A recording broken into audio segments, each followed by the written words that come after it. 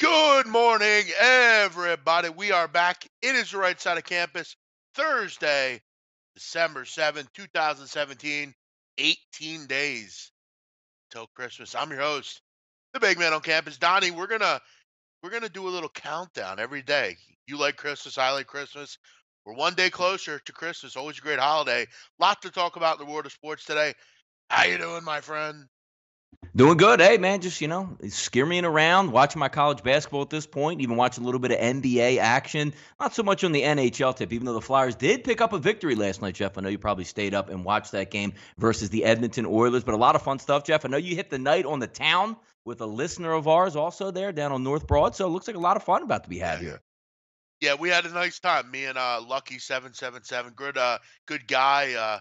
We had a lot of good conversation, and it was a great time. Great game to watch. Enjoyed the game. Good seats. It was a fun one. So I'm actually looking forward to next week at Villanova. Big game there. Al's got a nice win last night. So yeah, it was a fun time. It's always nice to meet some of the listeners that we have in our area, and yeah, I'd love to meet more. If you're in the area and want to come to a game, you let us know. We'll make it happen for you. So, Donnie, a lot to talk about. I mean, all around the world of sports right now. We got plenty to do on the show today, Donnie. We got plenty of free picks. I'd urge you to wait to the end of the show. We'll get into some college hoops. We'll get into some NBA actually tonight, Donnie. I'm headed back down to the city for Lakers Mm, Sixers. Talk about mm. that. Gotta go see my boy Lonzo, Donnie. Film him. No, I hear you. Get it. Go ahead. No, I was going to say, by the way, about the thing on the right side of the screen, that little ticker that updates and moves that back and forth. You know what the best part about that is, Jeff? Even if you catch it live, you don't have enough time to catch up and, do it. Most people would say, like, a lot of times during an hour show, like, man, I know Jeff's going to drop a dime here on a college basketball player. Donnie might come up with an NFL player. I want to hear their opinion on a certain game. The best part about that slider on the right-hand side, that if you don't have time, you go home, you got to work, you got to go into a business meeting. I mean, most people, Jeff, as we know, don't have the ability to sit here for an hour and enjoy it and do a show with us. You can always go back, slide through. You'll see the slider go down. Bam, right there, 40-minute mark of the show. We'll be hitting the hardwood or giving out free picks. A lot of good stuff there that helps you out, especially with that right slider. So let's provide some good information, Jeff. It's time to go. Got my stretching, Got it. ready for the morning. I'm ready. The ticker's very cool. That's a big thing. That's very awesome that we were able to have that. If you're out there, we welcome you into the show. Get your coffee, get your stack of pancakes, do whatever you do. Maybe if you're trying to be healthy, eat some fruit. Whatever you eat, get it together and listen to us. What we want to do is listen, Donnie. I've watched First Take. You've watched First Take. I think I'm better than First Take. I think you're better than First Take. I think the info we provide is more interesting and intriguing. You can only talk about, Lonzo Ball once or twice and it get repetitive. It's time to switch it up and, talk about everything. But Donnie, we welcome all the listeners in. Hit the like button if you're out there. Please show some support. Like, comment, subscribe to the channel if you're new. And if you're new, we welcome you in. We hope you enjoy the channel. And make sure you're hitting up all the different social networks on Instagram, Snapchat, Facebook, Google Plus, Twitter, all the different and massive social media pages. Also, Donnie, sbrpicks.com. What a website. I'm looking at it right now. One of the titles, Underdog and Desperate Falcons will beat the Saints outright, says one of the writers. That's interesting. Some value on the college hoops card, on a small college hoops card, NBA stuff. The show listings as far as when they start, info of Bitcoin, all sorts of stuff at sbrpicks.com, making sure you're doing your due diligence, heading over there every day. Welcome to all the people in here. A lot of guys in here saying hello. We welcome you in. How about Washington money line? Yes. How about that? 22-point underdogs. They win the game outright. We'll get into that a little bit later. But Donnie, we got to get it started with the most polarizing figure in sports, probably. Roger Goodell gets a $200 million contract. Donnie, am I missing something here? Because didn't I just remember him signing a contract like a couple months ago? No, I don't think he signed it. They're trying to work on the deal. It's been a Okay, they're long time in the working on works, it. but Okay, yeah, they're very good. working on the finance committee of the NFL, led by Arthur Blank down in Atlanta. And you've seen everything. Everybody's going a little bit hunky dory, and then all of a sudden, the He taking a knee during the national anthem, steps up here, and then when Jerry Jones gets a guy suspended, not only the Patriots, they're having their problems, but when Jerry gets a guy suspended, now all of a sudden it's time to look at finances and whether or not we should actually give this guy a raise. Yeah, look, maybe I'm missing something. We've talked about this before. He's a polarizing guy. He's not a good commissioner.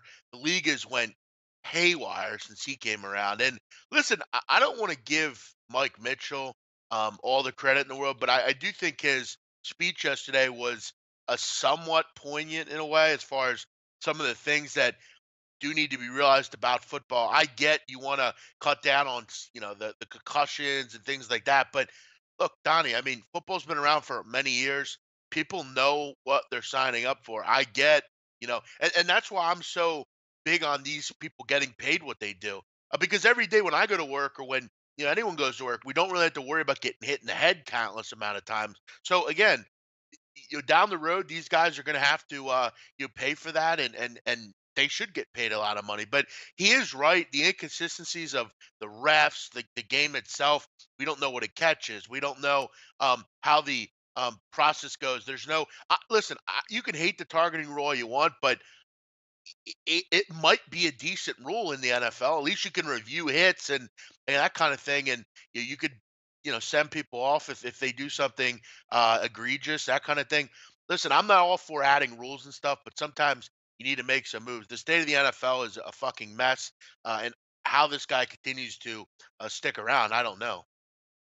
Yeah, they use him. I mean, he's more of like a pincushion at this point, where like the owners get to hide behind the shield and Roger gets out there because we all know, who does Roger work for, Jeff? He works for the NFL owners. So if you're going to say we're going to pay this guy a lot of money, but if you look at this new contract, getting into some of the details, it's mind blowing when you see the overall number. But then again, Jeff, in the NFL, there's not a lot of guaranteed contracts out there. You'll see a guy sign for, remember, like Albert Hainsworth or Antoine Winfield of Minnesota, like 7 years, 98 million, but it's all fake numbers on the back end. It's only about the guaranteed money. Roger Goodell has really put on the afterburner in this one because he's going to have to improve the NFL over the next, however, 2023 or 2022, however this new 4 or 5 year contract is going to be. This is the hard part now. This is where, people are cutting back on their cable. Say whether or not if you agree with any of the protests. Some people are going to back out of that. Some people just don't like the way the NFL is structured right now. A lot of commercial breaks, shoddy play at some time. So a lot of his money, Jeff, is going to be tied to the growth of the NFL, which we've seen the growth, Jeff, from maybe 19, from Pete Rozelle days all the way through Tagliabue, all the way through now, which you're probably going to start getting that pushback from the cable networks and the packages. Just don't have enough money to spend, unlimited dollars on the NFL. So unless there's a lot of growth, Roger Goodell's not going to see a lot of that money, Jeff. Yeah, well, I get the feeling there's not going to be a lot of growth because the league has actually went backwards since he's came in. I mean, Donnie, when he came in, you would agree that the NFL is a lot worse than when Tagliabue was here, right? Well, financially, it's been the prices on franchises have doubled since he took place, and that's really what the owners look at. But you're right, the product and the way it's expressed to the public, I completely agree with you because there was never this bite back in the 80s and the 90s and the early 2000s. Like, God damn, the NFL is horrible. You never heard that, Jeff. No. It was always the opposite. Stephen Allah, welcome in. Yeah. Greg Timmon, Guan White, Eric Nisbet, Kay Gonzaga, nice name. Welcome in. All the people out there, we welcome you into the show. Donnie, Jeremy Pruitt, I think, is heading to Tennessee. They get their guy after about 36,000 candidates. You and I both interviewed Zach Jones. I think even Wanma, the producer down at SBR, I think he interviewed for the job as well. All of us vied for a high-level football position. None of us get it, but I think the Vols got their man. Donnie, Jeremy Pruitt, interesting guy. I remember back when I was in high school. That was back in 2007-ish. There was a show on MTV called Two-A-Days. Basically profiled a school called Hoover down in Alabama, which many people have heard of. At that time, so about 10 years ago, Jeremy Pruitt was the defensive coordinator at Hoover, Alabama High School. Was he really? Good poll. And I watched that show. That was who was the head coach? Who was the Ross Probst? Russ Probst. There you go. Yep. Yeah, legendary guy who actually was featured on E60 several years ago for his indiscretions in his married life. Two families. Yeah, basically ruined his life. But yeah, Jeremy Pruitt was the defensive coordinator back then, and he's made quite an ascension into Division One. I mean, you kind of look at what he's done. I mean, during that time after basically when he was at Alabama and then at Georgia. I mean, he inherited the 60th ranked passing defense, and then in that first season he was there, got him to fifth. I mean, in his second season they were number one. I mean, he's a really good defense coach, and I got to tell you, Donnie, I like this hire, I think, by Tennessee. I have to admit, I think he fits the SEC. He's going to make them a defensive first kind of football team. The question is, who's he going to surround himself with on the offensive side of the football? Because you can't just be, that defensive guy. But look at what Kirby Smart's done, Donnie. Look at what guys like, even look at Will Muschamp. He's building. I mean, this is the kind of hire you got to make. I really applaud this. I think it's a good idea. But the question is, will he surround himself with someone on offense that can do the same dynamic things that he's done on defense? He is a really, really good defensive coach. Question is, can he coach the offense as well? Really impressive stuff, Donnie. Like this hire a lot. No, good, and it's good. It's good because when you're at Tennessee right now, and it's volatility out there, no pun on words, Tennessee Volunteers, whatever. But when you're looking at that hiring, you have to nail it. But you can't nail it by trying to swing for a home run. Like we're going to bring in a polarizing figure, and we hope it works out. Because if it doesn't, now you've worse than what you started off of. Butch Jones, they hated him there. You had the Derek Dooleys of the world, that didn't work. Now you go in and say, let's pull from one of those Belichick trees, so to speak, in the NFL, and give it a whirl. Because nobody in the fan base of Tennessee is going to be like, this is a ridiculous hire. You're getting a guy from Alabama, and Jeff, you brought up the best point of all. Look at what George is doing from pulling in from a similar situation. It's a recruiting hotbed there. He's going to be able to go out. He's going to be able to show the rings. Look, I was at Alabama. Here's my rings. Look at the guys I had on defense. That's a great selling point to a big-time school like Tennessee who has unlimited funds. It's a good hire for me, the same way, Jeff, that Dan Mullen went down to Florida. You need to have stability where everybody universally is going to look at this and be like, I don't think anybody out there, Jeff's going to go, that was such a stupid hire. You should have brought in, Mike Leach or T. Martin. I think there's going to get a round of applause because you know what you're getting. Do you think they're going to go in and go 500 football over the next 5 to 6 years? No. I think there's going to be an upward trajectory for Tennessee where this guy, no matter what happens, Jeff's going to leave it in a better situation than when he started with. Yeah, this is, you talk about ascensions into being a coach in the country. I mean, what a mountain to climb he's had, but he's done a great job along the way, and I think he's going to be a hell of a coach. Honestly, I think he's going to be I think he's if he can be a safe hire, I think he's a bit of a safe hire. Yes. And they'll make it, and they'll get an offensive coordinator. Guan's saying they're going to try to get Hugh Freeze. Listen, I don't think that's a bad idea. The question is about Hugh Freeze. What's his status with with the college ranks? Listen, I don't really give a shit that he tried to hire a hooker. I mean, what many middle-aged men do that.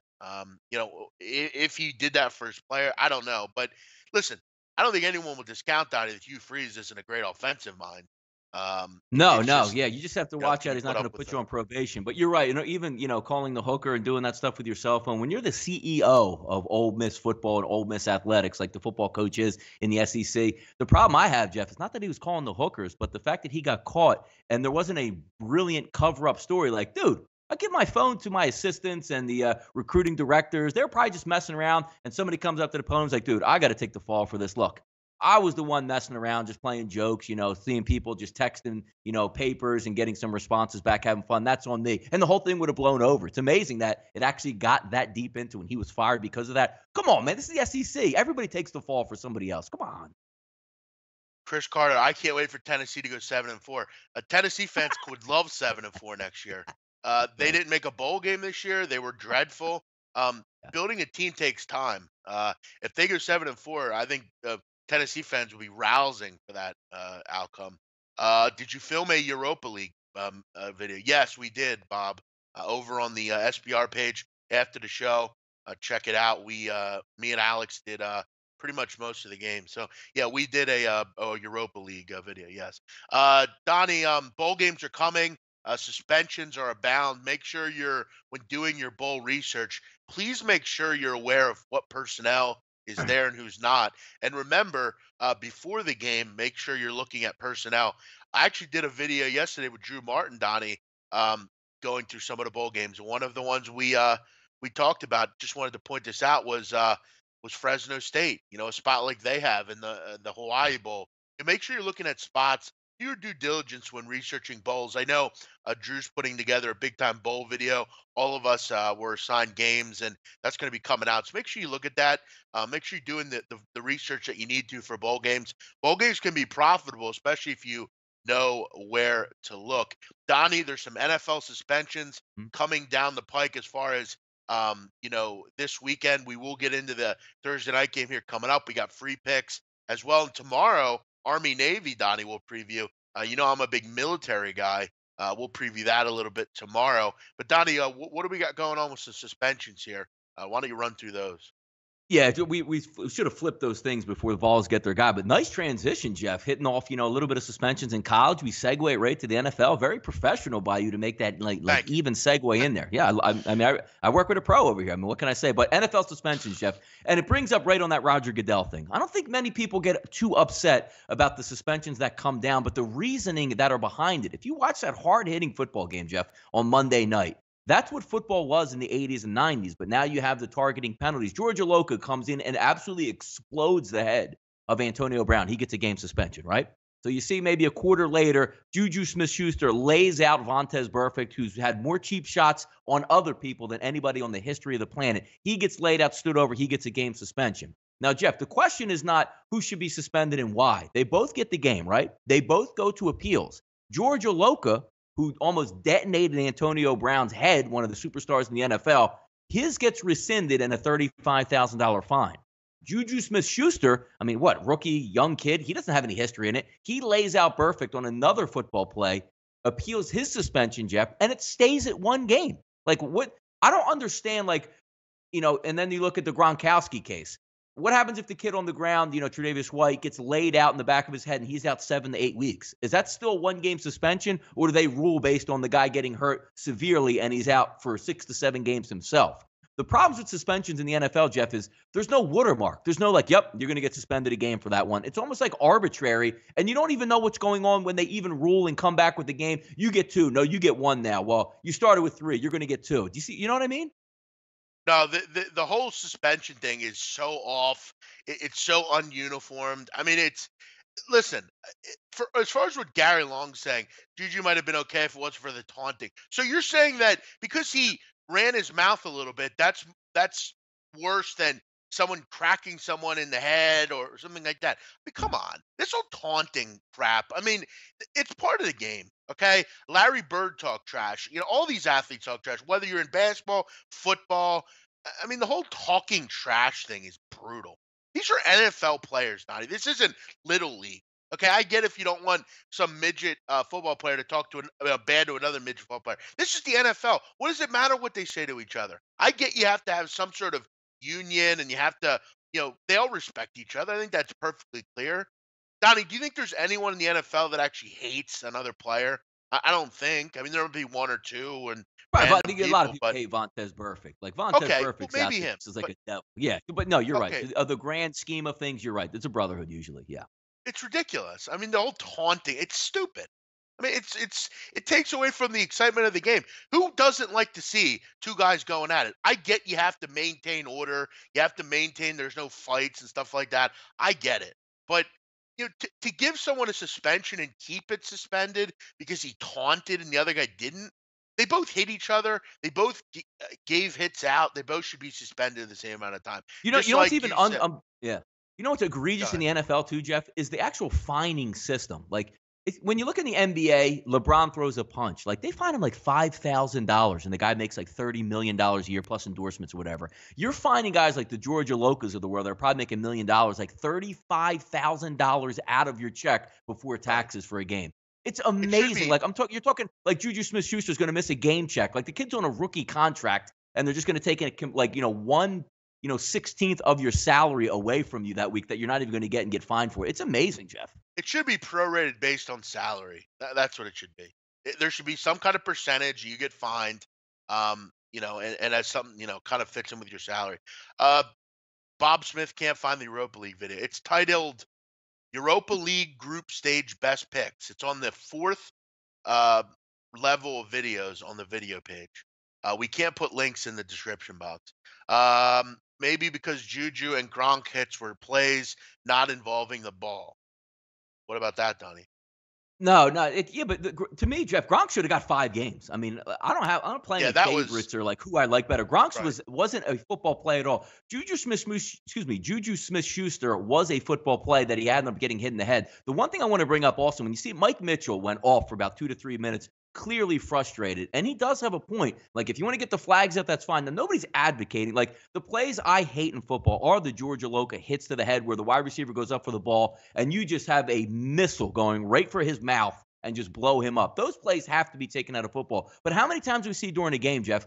The game is played so fast, and like NFL players now over the years, back in the day, the 80s and 90s, Jeff, they were taught to go head hunting. Don't come over the middle. Make the wide receiver scared. If he's going to run a slant pass, I'm going to take off his head. Those plays have been taken out of the NFL. But when you look at what Mitchell is saying is, I have such a small target impact area to hit a wide receiver. I don't know if he's ducking. I don't know how fast he's going. I don't know if he's going to dive for the ball, put his hands up, not jump for the football. I get that because when you're saying to a safety, Jeff, going over the middle, I have to hit in a little square box right around his midsection. That's awfully hard to do, but the NFL doesn't legislate that out. They almost rule for not intent because you can see intent out there, right, Jeff? Gronkowski, intent. Georgia Loca, flying missile, horizontal at your head. There's intent for that. And that's what they have to sort of decipher and rule in and rule out. But until they get to that, how many times you just see a hard hit in an NFL game, Jeff? 19 flags come in out of nowhere. And then how can you rule on that within a split second? You know what I mean? The Gronk one was the worst. I mean, that was Brutal. It was the totally worst. egregious. Yeah. I mean, the play was over. He came in after the fact. He lowered his shoulder. It's just bullshit. I mean, then you give him a game. It's not going to mean shit. And he'll do it again. I mean, the whole well, he's not a repeat offender kind of thing. Well, okay. Well, obviously he saw the play was over and he did it anyway. So he doesn't care at all about any sort of rules. Yeah, it's ridiculous. I mean, but again, and that wasn't even a football play. I get if it's a bang bang play, in a game where, you can't really pull up or something. But that one, the play was over. He was on the ground and he comes out of nowhere and throws all his weight on uh on Tre'Davious White. I mean, that's brutal. Yeah, like how Uh about a boxer, Jeff, in the ring, knocks his guy down face down. He thinks he's about to start getting up, walks over and throws a haymaker at the back of his head while he's sure. laying flat on the mat. How does that go over in boxing? Well, and again, it's like, let me ask you, Donnie. You watched this game significant or Yeah. the Steeler game. Yep. Who was the ref in the game? Was it Correnti in that football game? Or was No, Correnti was the Eagles game? I don't know. Who Correnti was did it? the Eagles. I don't know. I'm trying to figure I don't that know. out Yeah, a because he couple good had guys no in the box, control. Jeff, bringing up like Chuck Cecil out there. If you're probably too young to remember, Jeff. Chuck Cecil used to play strong safety or free safety in NFL. He was the first head guy. And what I mean by that is one of those rock hard hitters that all he did was target players in the head. They used to sell videos like NFL Rocks, NFL's hardest hits, and he was always the leader in the clubhouse because he would explode your head on contact. And SI even had a front page cover of him saying, "Is Chuck Cecil too, dangerous for the actual NFL at this point?" But that's a great one brought up for Chuck Cecil right there. Yeah, that was a little bit before my time. Donnie, we must move on. We We got to got move Thursday on. night Got to keep it football moving. tonight. Yep. Yeah, we got to keep it going here on the show. Saints, Falcons, Falcons hosting tonight. And they're a favorite, Donnie. How about that? I believe they are still. This line's seems like it's moved. Every Oh, time it's I moved. look at it, Yeah. Atlanta is a favorite, -1, -104 at 5 dimes, 118 at BetOnline. So, if you're looking at BetOnline bookmaker, you got to lay a little bit of a juice, a little bit more than the 110. But you look at the total, 51.5 or 52, 51.5 pretty much everywhere though. Donnie, you look at this game. Here's my issue with the Falcons. I've mentioned before, I don't think their play calling is very good this year. Steve Sarkisian's been a mess. Matt Ryan's numbers are down. Everyone's numbers are down on the Falcons. And look, they've been very average at home, 3-3. They haven't really gotten that home field advantage going, which I don't really believe much in the NFL anyway. But they haven't played particularly well at home, and they've just had something missing. Donnie, you would agree that clearly it seems like they're missing something this year, isn't it? Don't they? For the Atlanta Falcons? Yeah. Yeah, hangover. I mean, they still I mean, they're not having an awful season. You're right, but something is missing when you put the components of that offense together of where it was last year and where you see it this year. There's not really major injuries right now. You still have the two-headed combo, one of the better running backs in the league. Or excuse me, one of the better running back combos in the league. Tight end's a little bit down for them, but you still have the best overall, to me, wide receiver with Julio Jones. You have Mohamed Sanu on the other side, a couple capable slot wide receivers. But you're right. Maybe it's an assistant coach and offensive coordinator that might be missing down there that was a key part of that Atlanta Falcons team, right? Right. That's kind of what I'm going at here, Donnie. Yeah. But look, you look at both these teams. Falcons need, they're desperate for this game. They have to have this game if they want to have any chance of realistically winning anything in this division. The problem I have though in 5 different games, Donnie, this year, they've scored 17 points or less, and of course, when doing that, they don't win games, which isn't surprising. Their defense has been average. They've been good against the run some weeks. They've been bad against the run. If they stop the run in this game, I think they're going to be in it. They'll be in this game. This will be a close game, but again, both these teams, particularly the Falcons, are desperate for a win. But we know the Saints have played well. That running attack, the run pass balance they have has been fantastic. Drew Brees, but on the road, you're a little bit less inclined to back him. But it isn't a dome, so it's very similar to uh, his normal home atmosphere. Donnie, what do you like in this game? I kind of lean Saints just because I don't really like the Falcons this year. I don't think it's not going to change over a week. But what do you think here?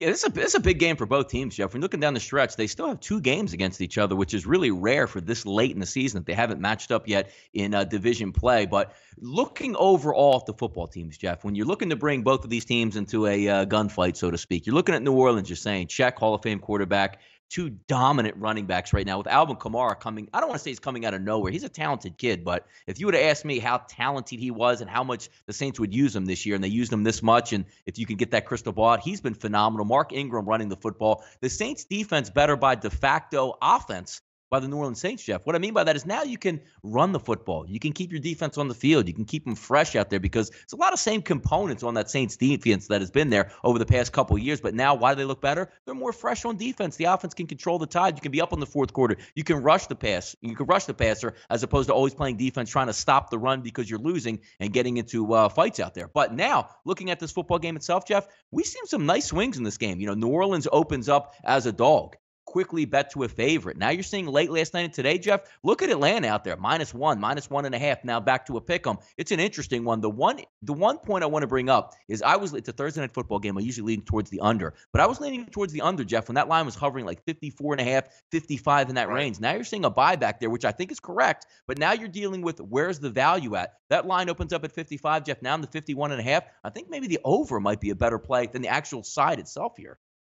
Yeah, I mean, you wonder when the Saints are going to come back to earth defensively. But hey, Donnie, I mean, what week are we in? Week 13, 14? And they're still playing really good defense. On the road, giving up 15 points a game. I think a lot of us at the beginning of the season were skeptical to believe that this defense was going to be any good just because it seems like every year they bring in new players and they never sort of matriculate in anything. But their defense has been very good this year. And I just don't really trust Atlanta, frankly. It's a tough one. I mean, it's a short week. Saints were playing on the late card on Sunday. It's a quick turnaround here on the road. It's not a particularly good spot, and that's what really kind of throws into the handicapping here. You always got to remember, while a side might look good, you always got to worry about that elephant in the room of it being on a Thursday night. Again, I just don't think that the Atlanta Falcons, they just haven't shown you enough this year that they're gonna be able to win a game like this. Donnie, I lean New Orleans. I'm feeling like you lean New Orleans in the over. Yeah. Down at the free, you'll see the box on the right hand side, the free picks. I'll go over a couple of things that I like in this football game a little bit later in the show. But you're right. Looking at the NFC down the stretch as it pertains to this football game, Jeff, they're all tight. You can't tell me that Atlanta, must win this football game, which they do. But at the same side, Jeff, New Orleans needs to win this football game. What happens if Atlanta goes out and beats Right. New Orleans? Now they're 1 game within each other. There's still a game left where if Atlanta beats them down in the dome, they now tie them up and get the tiebreaker over the New Orleans Saints, which then again factors into Carolina Panthers, which a monster game this weekend coming up against the Vikings, the NFC South. And you figure, Jeff, coming into the season, we liked Tampa Bay to get that 8 to 9 wins in that range and really fight. Imagine if that was the case. But the NFC South heading down the stretch is going to be really interesting. I'll go over a couple free plays a little bit later here in the show, Jeff. But as we say, halfway through the show, we're not halfway through our topics. Let's keep it moving and get to our Around the Rim section. Hit a little basketball action here as we go down. Big upsets, Jeff. UCLA Wildfires and BMOC's early MVPs in college basketball, Jeff. But I know, let's go front and center. There were some eye-opening games last night, Jeff, in college basketball. Big upsets that we didn't anticipate. Let's talk about them. Yeah, I mean, you look at Florida, Donnie. I mean, listen, Mike Wake called them soft after their loss against Florida State, and I would agree. I mean, they were poor in that game. They were at home. They just were beaten by a better football team. And that's going to happen. I mean, it's early in the season. You're not going to win every game you play, but you look at this team against, like they looked early in the year, but again, they're playing nobodies. But against Gonzaga, very impressive. We're able to pull that game out. But this team's season seemed to kind of go on a poor course when they gave up that big lead to Duke. They were shell shocked in that game, I think. I don't think they knew what hit them. And you look at what's happened since then. Lose Monday night to Florida State, get blown out. And then last night, you don't even score 60 points against the Ramblers of Loyola Chicago. What a win for this team. I mean, Porter Moser has a good basketball team out in Chicago. They're 9-1 this year, but what the hell happened to the Gators last night? This is 2 straight losses from Mike White's club. And you look at Donnie, the scoring. You shoot 36.9%. Not one player scored in double figures. You only were 2 for 19 from 3, and you missed 5 free throws. Something's going on in Gator country right now, and I think it's ever since that Duke, basically collapsed. This team's not been the same. I still think they're very good. I still think they'll be fine. They need to get John Egbunu back. John Egbunu is a rim protector. He is their best defensive player. They need to get fully healthy when they can get him back. But again, there's not a lot of excuse for what happened last night. I get Loyola Chicago's running and playing well, but you can't lose outright and score 59 points at home. It's just not good enough. Yeah. Also, Donnie, How about the next one, Jeff? Look, yeah, no, I was just going to say, in the next game you're talking about, Kansas-Washington, when the tournament's named, Jeff, it's not like, the Phil Knight Invitational or the Big Apple Challenge, or you have this. When you have the Jayhawk Shootout, Jeff, it's a pretty good idea. You're supposed to win this, right?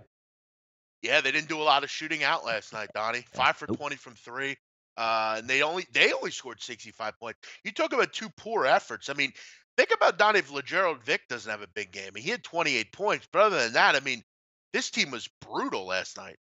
And look, giving Washington 22 points was interesting. I mean, I know Kansas was shooting the ball well, and I think all these basketball people will look at it and say, well, they're facing a 2-3 zone. They've been shooting the ball like crazy.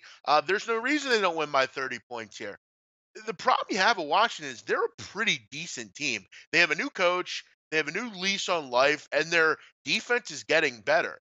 You look at some of the players they have, and Noah Dickerson's a really good, big, Thibault, crisp, Jalen Knoll. Like, this is a good team. They're going to make some hay in the Pac-12 this year. This is not the 2 and whatever Washington team from last year. This team has a new coach. They're a new team. They have some really good high-level energy players, and they went into this game excited. I didn't think they'd win this game, but a really impressive showing last night. Jayhawks are real good, but I got to tell you right now, Donnie, they need Billy Preston to get eligible. I don't know what's going on there.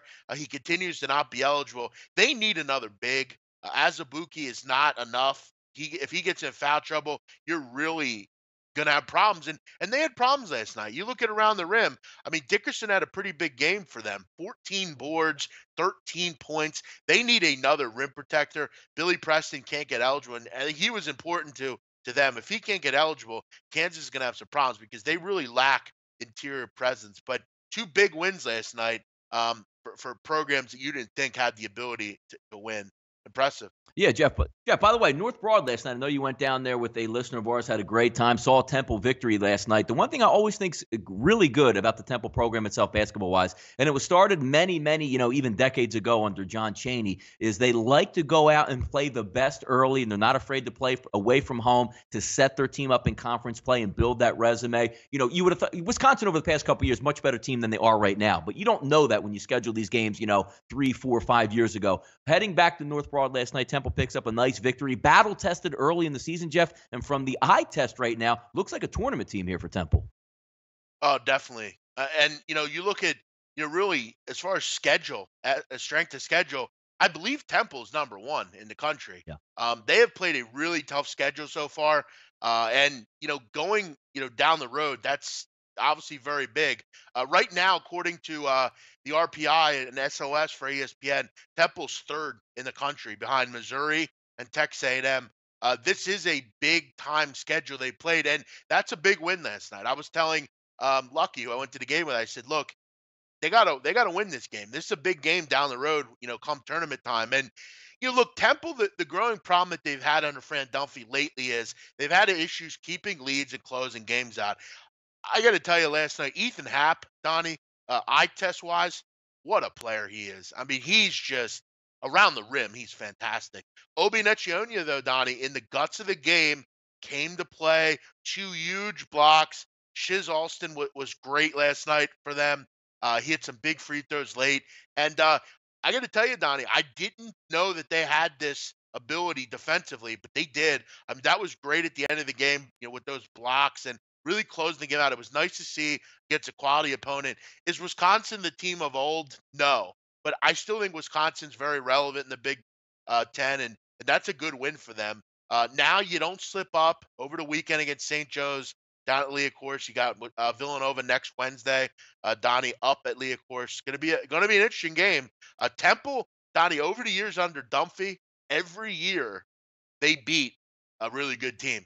I mean, you look at in 2012, you beat Duke. They beat Kansas. Last year, they beat Florida State and West Virginia. This team always beats a ranked team during the year. Will it be Villanova? I don't know, but I'm excited to see. Temple is a tournament team. I'm excited about the season. Hell of a win last night. Greg Timon bringing up Pepe Sanchez. Yes, good old Pepe Sanchez. Played for the Sixers. Great player under John Chaney, Donnie. Yep. Um, Yeah. yeah, it was a good game last night. Very fun. Also, Jeff, bringing up the next time. First of all, you have Lonzo Ball, or the Ball family pulling out of UCLA. Now you have the wildfires out there, messing around in that Los Angeles area. Just wanted to bring that up because, UCLA, everybody's being affected by that. The Eagles, actually the Rams, Jeff, have been postponing practices here due to wind conditions, obviously with the smoke and the smog coming from that. We'll see where that ends up with the Philadelphia Eagles. But how about your last take on the Ball family pulling out here of UCLA, Jeff? I think for UCLA, and Steve Alford to act like he had no idea it was going to happen. I mean, I've heard that, and it's like I think deep down, I think Steve Alford is relieved. I think he's ready to move on from this whole thing. He's done his thing out in UCLA. Some people like him, some people don't. But this was a growing circus around the program that look, I think at this point it's a lot more headache than worth, really. I mean, when Lonzo was there, you kind of put up with it, and it was still kind of new. But now that it's so entrenched in our minds, now it's just kind of why are we doing this again? It's like it's like the end of the year in high school. When you're about to graduate and you're sitting there and you're actually working on math problems. You're thinking to yourself, how the hell am I doing this? Whether I do this or not, I'm graduating. I have all my credits. So it's I think it really at this point outgained what they were getting back in return. And I think for I've said it before with Gabe Morency. I think for LiAngelo Ball, I think this is a good idea. He's clearly not going to play there. He clearly needs to work on his game significantly. He's not an NBA player. If you think he is, you're delusional. He wouldn't make the NBA if there were uh, 80 rounds, let alone two. He's not good enough. He's a 226 best player, if that, in the country coming into the season, recruiting wise. Then you got to throw in not only the recruits that come in this year, but every other player in college basketball. He is not an NBA player. I think he needs to wake up and smell the coffee. My advice to him: go play in Albania or something, learn the language, go play in Vietnam or Iraq or something, you'll probably get a job there. But at any high level program in the world, it's absolutely ridiculous. As far as the younger son, LaMelo, that's a little frustrating. I liked him. I think he's a player down the road if he continues to work on his game and get stronger. I think he has the ability to do something long term. He is a top recruit. It'll be interesting to see where he goes. But Donnie, as you know, many of the international players, you look at Domantas Sabonis before he came over. He played for many years in Europe, uh, honed his game. You kind of look at it, Donnie, like when I was younger and I would do something stupid, my father would take me to the bad neighborhood in my town, and he basically said, "Get out." He said, "Get out and walk around. You want to be tough, you want to be hard. Go walk around here and see if you act the same way." I think for the Ball brothers, I think that kind of be their way of path. Go face grown men. Go over to Europe, play in some of those leagues, hone your game, then come back to the league and see if you're ready. I think that's going to be the future for the Balls, personally. Jeff, BMOC's early MVPs. I bring this topic up here because we're, as fast as it goes, the same way we're opening college football season, the NFL season, it starts to wind down at one point. I mean, we're not halfway through the season, but we're about the quarter pole here. And I want to know about maybe two or three, not, who's going to win player of the year in college basketball. MVP wise, we're saying, you know what, this guy could carry his team through a late run in March or, even the lower level conferences. Check out this guy. He's really carrying, the baton for the squad. Give me two or three early quarter pole MVPs in college basketball, Jeff, that you got. Yeah, I got a couple here, a couple mid majors, couple high level players. Obviously, Marvin Bagley, number one. I mean, he's the best player in the country to me. He's dominating around the rim. He will be number one. And look, he's a guy that makes, Duke was really good without him reclassifying, but with him, I mean, they're really unstoppable. I mean, Wendell Carter's a nice player, but Marvin Bagley makes them a national title. Personally, to me, the favorite. He's a fantastic player around the rim. Number two, I'm going to go Trey Holder from Arizona State. He's had a great year, and he's one of the big reasons Arizona State's 7-0. He's been awesome. He's had a couple games this year, dropping 30 or more, dropped 40 plus in the game against the in the what game was that against Xavier a couple weeks ago where they dropped 100. He's been important to that team. He's going to be important over the weekend against a team like St. John's. He's one of the big reasons, Donnie, that Hurley's team's 7-0. Really like Trey Holder a lot. Quick, fast. That group of guards up there is really good. Number three, Donnie, you'll like this one. He actually plays tonight. Kevin Hervey from Texas Arlington. Yeah. He's been awesome. Been a mainstay for the Mavericks for many years. And you look at this year, 23-8. He's averaging 6'9", 230. They're going to need him big tonight in the game against Northern Iowa. Hervey has been a really tough matchup prop for many years, and he's one of the reasons they've been really under Scott Cross a really good mid-major. They're always a team you got to worry about if you're a high-level program. Alabama saw that this year. Hervey is a really, really good player. If you haven't seen him, definitely watch him tonight if you have the chance against Northern Iowa. All right, big man. As time runs down the show, we can't be here all day, so we got to keep on sliding down the Richter scale. Over the right-hand side, we'll move from around the rim down to hitting the hardwood. This is what a lot of people like to wait around. Some key. I mean, Jeff, not a huge card tonight, but sometimes when you're mining for those gems out there that we can take a look at. Two games up on the docket, Jeff. Why don't we start with the Battle of Iowa? Iowa versus Iowa State. What are we looking at? Yeah, a lot of teams from Iowa playing tonight. You got Iowa State, you got Northern Iowa. A big day for that great state. Big day for the state. What's the capital of Iowa, Donnie? Where are we going? Maybe Des Moines? You're correct. Good call. There we go. That's a pretty easy one. This is we're going Iowa State first, right, Donnie? Yes, we are. Yep. Yeah, tough game here because both these teams I'm not particularly high on, particularly Iowa, and that has a lot to do with, first of all, their personnel, but their coach. I'm not a big Fran McCaffrey guy. I think he's a lot like Mick Cronin, all bark, no bite. We never talked about Mick Cronin, Donnie. We have to do that at some point because I'm about sick of his antics. But that's another story. You know what, Donnie? Tomorrow I want to talk about Mick Cronin. Can we take Mick Cronin, a little JP McCura? Yeah. Well, I want to talk about him in general because he's a punk. I want to get to him. But Donnie, one thing I liked about Iowa State is Early in the year, they made a move personnel-wise. They lost to Missouri. They lost to Milwaukee. They didn't look good. And they made a move at point guard, brought Nick Weiler-Babin to run the point. They had Lindell Winnington there. He wasn't doing a particularly good job. He's a freshman, new player. And it's worked. It's translated well. He's come in and they've really kind of translated, and they're 5-2 all of a sudden after losing a couple games. They're scoring the basketball. Look, are they the team from last year and the past years? No, they lost a ton of talent. Monte Morris, Deontay Burton, those kind of guys. But they're shooting the ball pretty well. They're pretty good from the foul line. They don't turn the ball over a ton. I'm not an Iowa guy. Iowa doesn't play defense. They have limited talent. They do shoot the ball well. This will be kind of one of those rivalry games, but I think Iowa State will pull away towards the end of the game.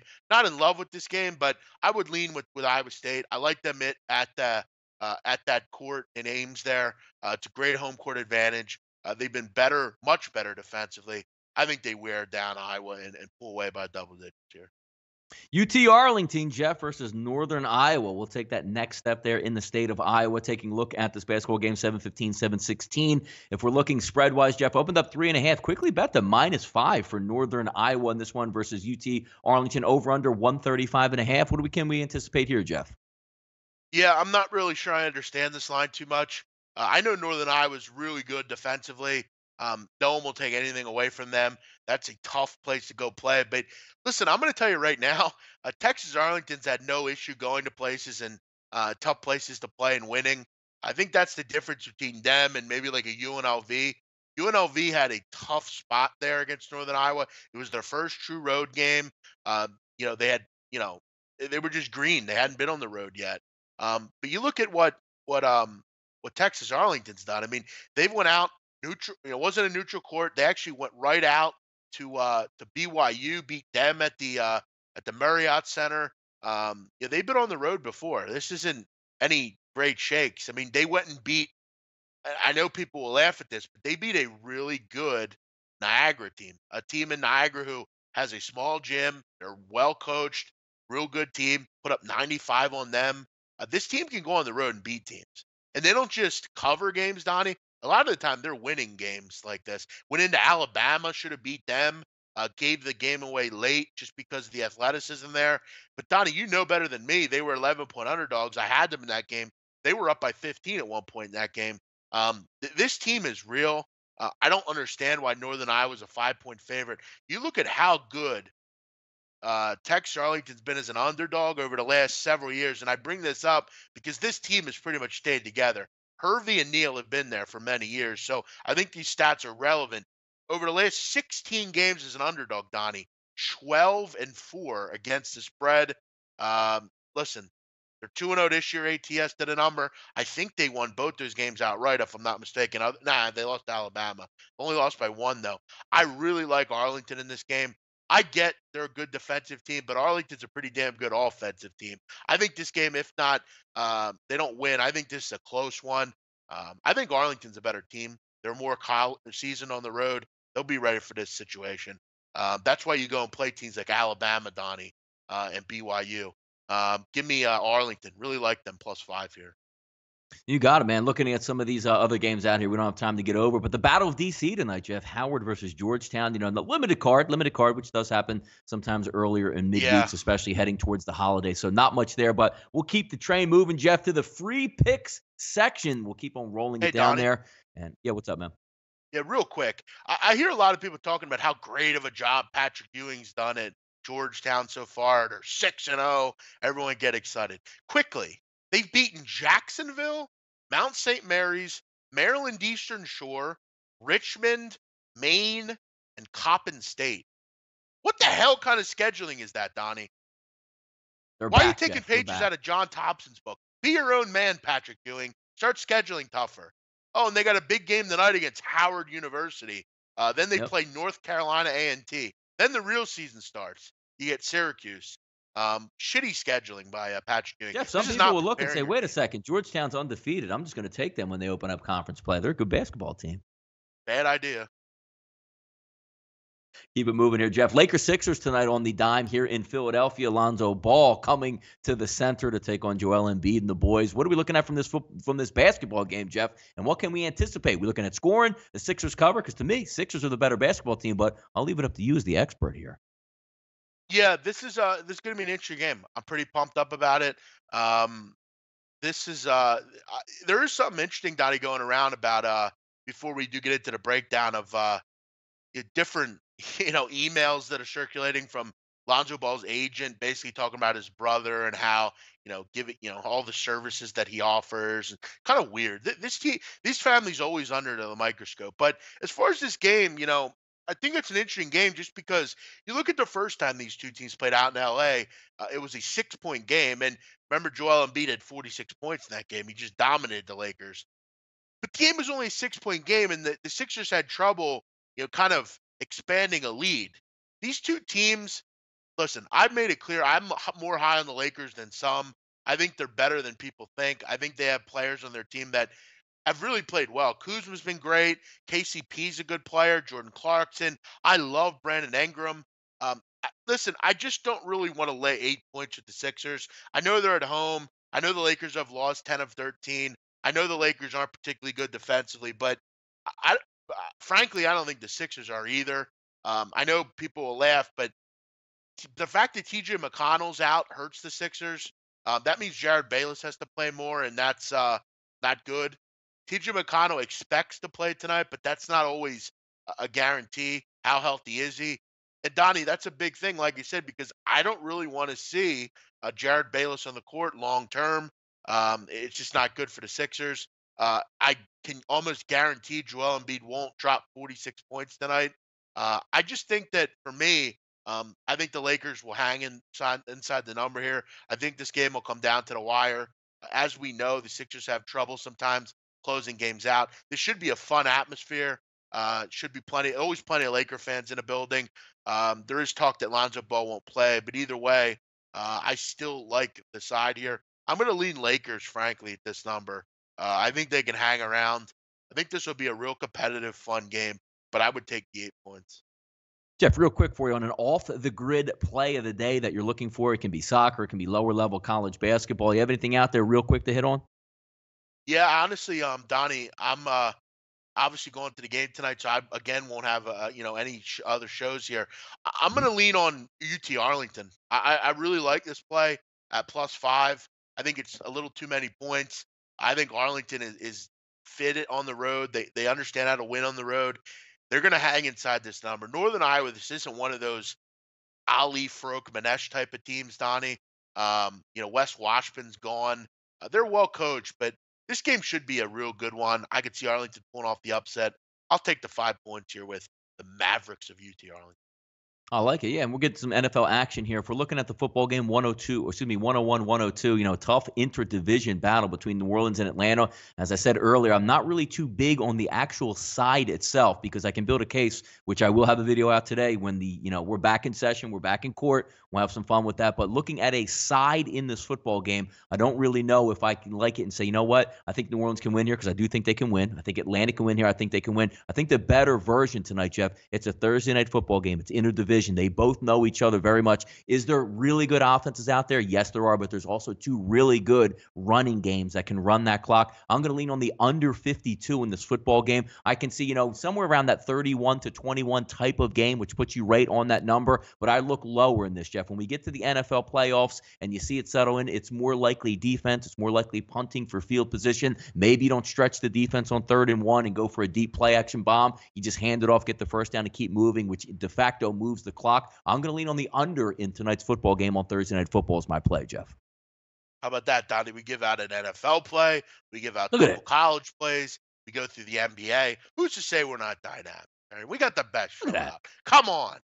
Make sure you're here every day. We'll be back tomorrow. A lot to do. Army, Navy. We look forward to the NFL card. We'll check college basketball. A lot of stuff going on. Make sure you join us every day. Hit the like button. Check out all the shows at SBR.